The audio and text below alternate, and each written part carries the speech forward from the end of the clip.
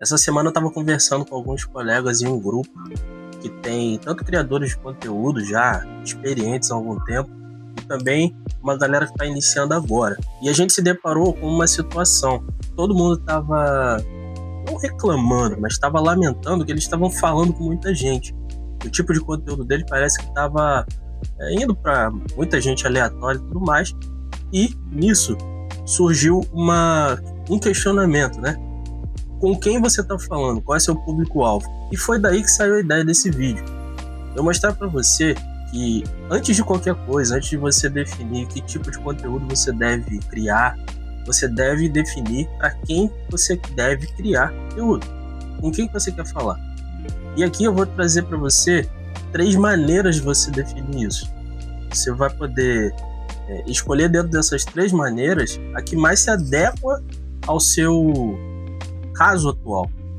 Eu posso dizer que isso aqui serve tanto para você que está iniciando agora, quanto para você que já cria há um tempo e está sentindo que seu público não está se conectando exatamente com o seu conteúdo, ou você está atraindo muita gente aleatória. Meu nome é Alder Lagos, eu falo aqui sobre branding, mais especificamente estratégias de marca voltada para você que cria conteúdo assim como eu. E hoje a gente vai definir 3 formas de você encontrar o seu público ideal, a sua persona, enfim. Bem, é inegável você dizer que falar com uma pessoa sobre um assunto específico, ainda mais um assunto que você gosta de falar, é muito mais fácil do que você tentar convencer um monte de gente que não faz ideia do que você está querendo falar, sobre o que você aborda, do assunto que você trata no seu conteúdo, ou até mesmo quando você vai vender algum produto, serviço. Fica muito mais fácil você sabendo exatamente com quem você quer falar. E aqui eu vou te mostrar 3 maneiras de você definir isso, né? O que a gente chama de persona ou então de público-alvo. E o primeiro deles, a maneira mais prática, basicamente, a gente já vai começar aqui dizendo qual é a maneira mais prática, ao meu ver, que ao qual você pode definir o seu público-alvo. A primeira maneira é você pensar no seu avatar transformado. Mas o que é esse avatar transformado? Imagina só que você, 1 ano atrás, começou a pensar em criar conteúdo, a entrar no serviço, começar a fazer o serviço que você faz hoje. Você acha que hoje, a pessoa que você é hoje, conseguiria explicar exatamente quais passos, quais as etapas exatas que aquele seu eu de 1 ano atrás precisaria fazer para chegar no seu objetivo hoje, que é estar onde você está hoje? Com certeza, isso ficaria muito mais fácil, porque você tem clareza no que você vai ensinar. Quando a gente fala de clareza, é dizer exatamente quais as dores que o seu eu do passado ele estaria passando, ou vai passar, né? Ou em algum momento ele vai passar, e você sabe exatamente como é que ele pode pular isso, né? Então, você trazendo clareza para ele, trazendo exatamente o caminho que ele deve percorrer, isso vai ficar muito mais fácil para você definir.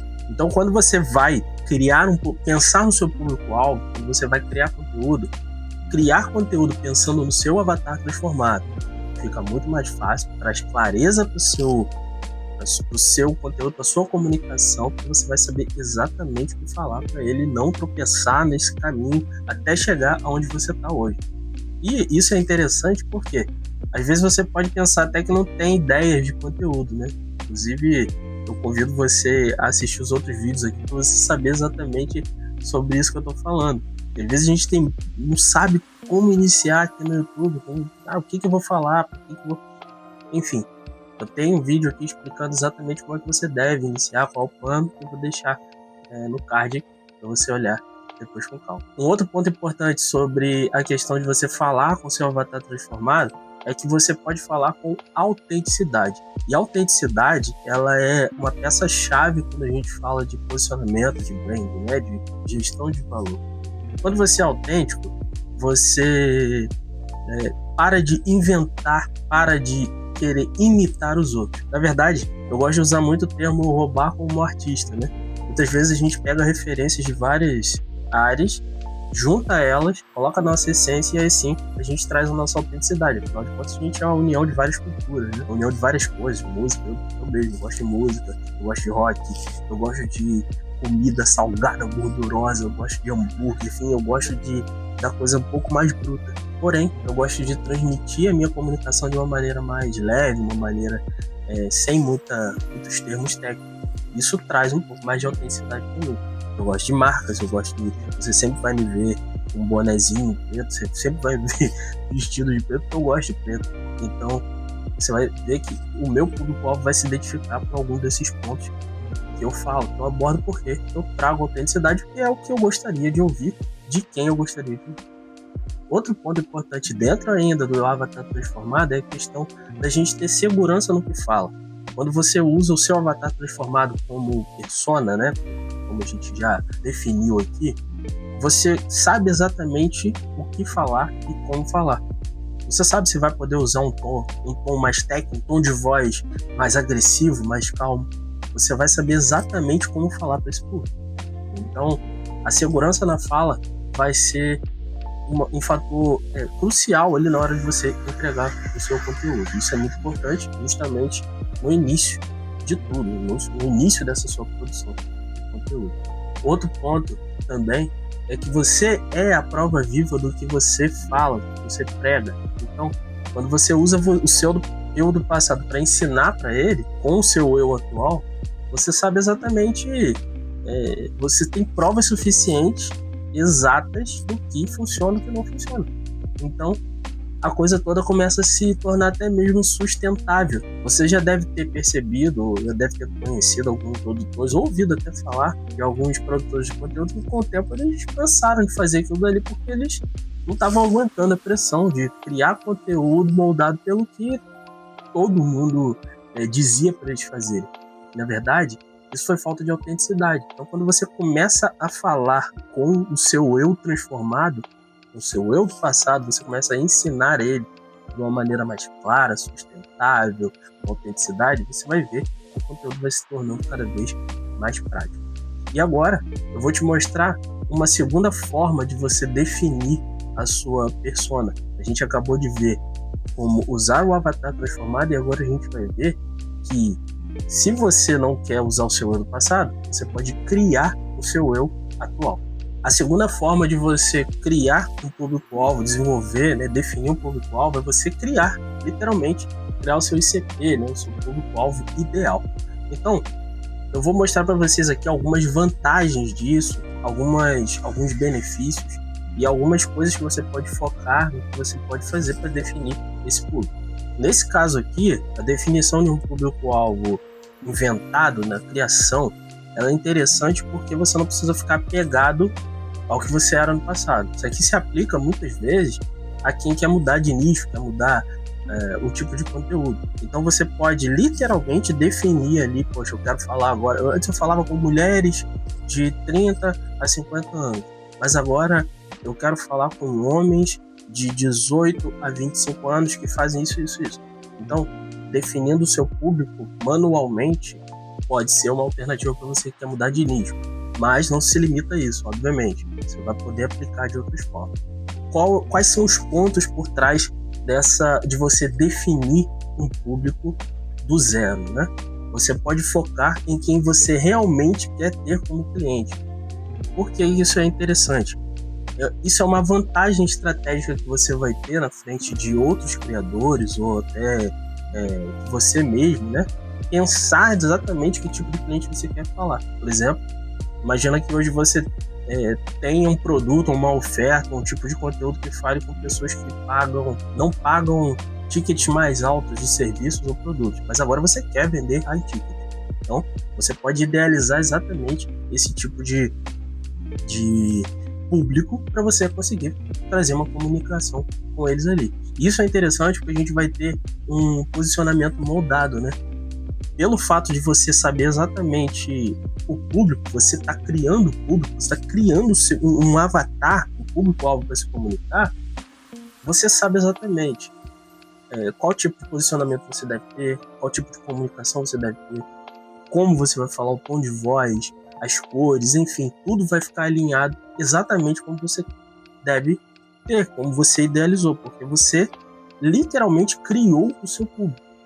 Você idealizou que você quer falar com gente que paga mais caro, que mora aqui, mora ali, ou tem essa idade, tem esse comportamento, tem esses valores.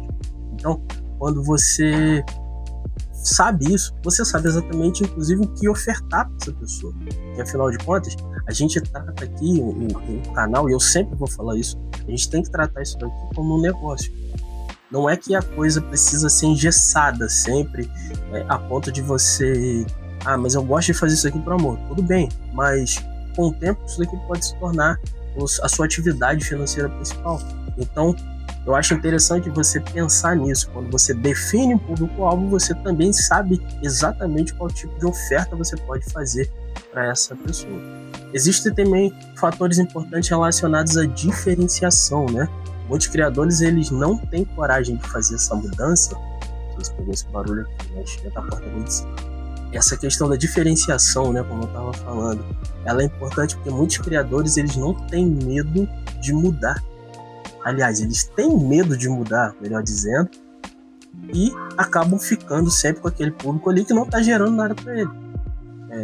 Muitas vezes você vai iniciar um canal, vai passar anos ali, aí que eu tô falando com quem já tem experiência aqui no YouTube. Você vai passar muito tempo falando, ensinando, criando conteúdo com um público que não está engajando com você, que não está comprando seus produtos. Então, o que adianta? Então, chegou a hora de você mudar. E isso pode antecipar dores futuras. Olha só que interessante.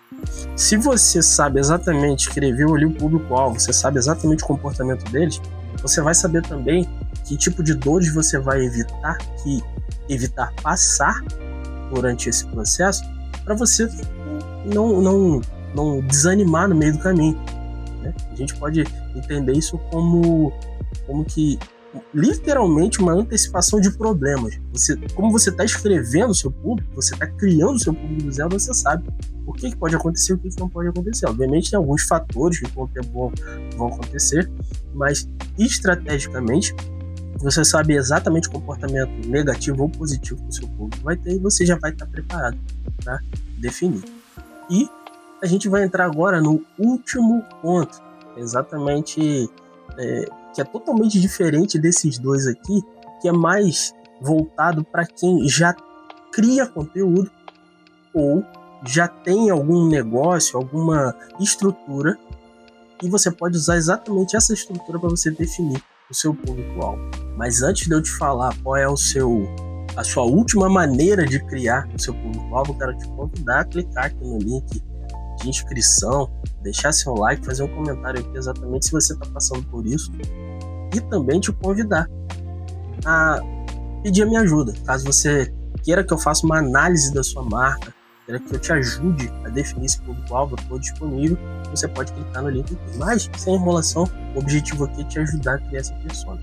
Bom, a última maneira de você definir o seu público-alvo é você analisando o público que você tem atualmente. Esse caso aqui se aplica ao seguinte: imagina que você já tem um canal há um tempo, você está vendo ali que tem engajamento, tem algumas pessoas interagindo, tem outras pessoas que não interagem, outras pessoas que xingam, outras pessoas que elogiam, e você quer afunilar isso. Você percebeu que está falando com muita gente e não está legal. O que você vai fazer? Você vai metrificar o público que você tem, você vai ver exatamente o tipo de público que está interagindo com você, que você quer, tá bom? Não, um adendo aqui, é muito importante. Dependendo, né, do seu nicho, você vai querer público polêmico. Dependendo do seu nicho, você não vai querer esse público. Então, por isso que é importante você analisar. Então, você vai pegar ali o Joãozinho que está ali te elogiando, você vai ver quais são os comportamentos dele, você pode conversar com ele, você pode stalkear ele, não recomendo. Mas, enfim, vai que você dá uma stalkeada, você começa a ver o comportamento dele ali nas redes sociais dele, ou no próprio YouTube, e vai vendo que tipo de coisas ele gosta.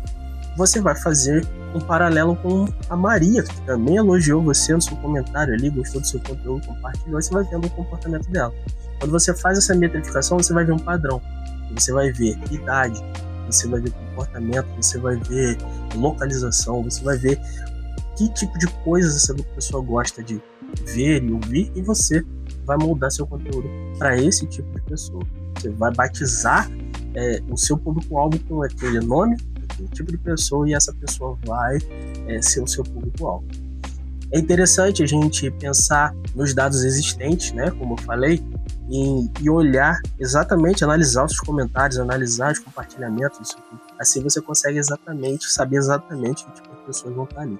O legal de você analisar o seu público existente, né, e afunilar peneirar, vamos dizer assim, esse público, é que você já sabe exatamente o que funciona e o que não funciona. Você sabe o que agrada o seu público e o que não agrada. Você reduz os riscos de você, de repente, testar ou criar um conteúdo que não vai se conectar com o seu público. Não que testar seja ruim, longe disso, mas você sabe exatamente o que falar e para quem falar. Outro ponto interessante também é a agilidade, né? Você já está um passo à frente desses dois públicos que a gente falou aqui inicialmente. Por quê? Você já está um tempo criando e você sabe exatamente qual é o comportamento deles. Então, você está à frente de outros criadores ou de outros produtores de conteúdo que já estão pensando em definir e modelar o seu público, você já sabe exatamente qual. Então isso fica mais fácil. Mas isso não tira, não te impede de fazer as outras duas maneiras que a gente definiu. Em resumo, a gente viu aqui como definir 3 tipos de persona diferentes, 3 tipos de público-alvo diferentes. Primeiro, a gente viu que você pode falar com o seu eu do passado ou seu avatar transformado. Se você não tem um avatar transformado e quer mudar de nicho, ou existe outro caso, você pode idealizar o seu público-alvo e criar do zero o seu público-alvo, sua persona do zero. Ou você pode usar o seu público, a sua audiência atual, para tentar definir o seu público-alvo e assim você falar mais vezes com esse mesmo tipo de pessoa. E mais uma vez estou te convidando, caso você tenha dificuldade para definir isso tudo, queira saber um pouco mais de branding, definir exatamente que tipo de conteúdo que você deve falar, para quem falar, eu te convido a clicar no link da descrição, vai ser o maior prazer trabalhar com você. E é isso, até o próximo vídeo, e no próximo a gente vai falar um pouquinho mais sobre branding voltado para produtores e criadores de conteúdo. Valeu!